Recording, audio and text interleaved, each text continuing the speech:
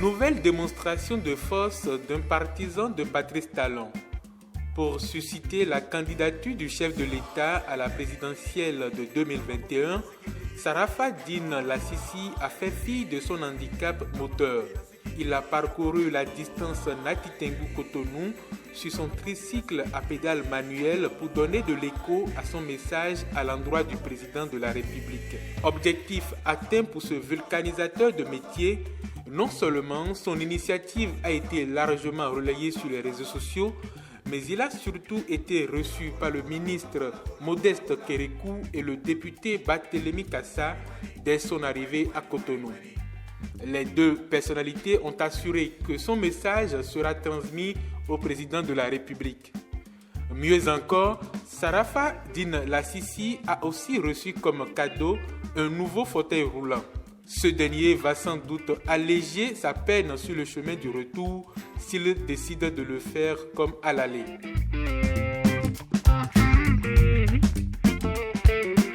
Saturnin Alagbé, le gardien de but des Écureuils du Bénin, a quitté son club de New York et a signé à Dijon en Ligue 1 française. Le transfert du portier béninois est salué avec enthousiasme par les supporters des Écureuils sur les réseaux sociaux. Le premier gardien professionnel 100% béninois en Ligue 1 française, c'est vraiment un honneur, s'exclame un internaute. Félicitations à toi, c'est le Bénin qui gagne, se réjouit un autre. Par contre, la nouvelle est beaucoup moins appréciée du côté des supporters du Chamois niortais. Capitaine et dernier rempart du club de Ligue 2, son départ est vu par les fans niortais comme une mauvaise décision de la direction du club.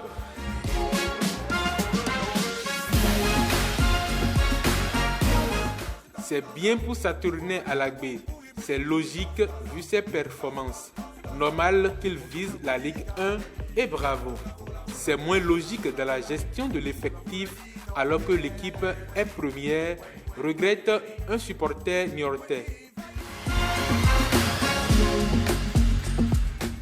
Au chapitre du débat sur la restitution des biens culturels pillés sous la colonisation, le Parlement français a voté une loi consacrant la restitution de 26 œuvres au Bénin et au Sénégal.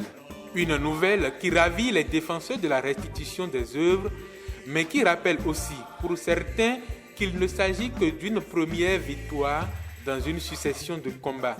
Le combat n'est pas terminé.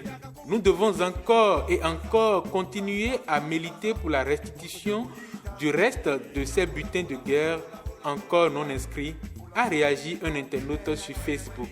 Pour un autre, c'est déjà une bonne nouvelle. Il ne faut juste pas baisser les bras.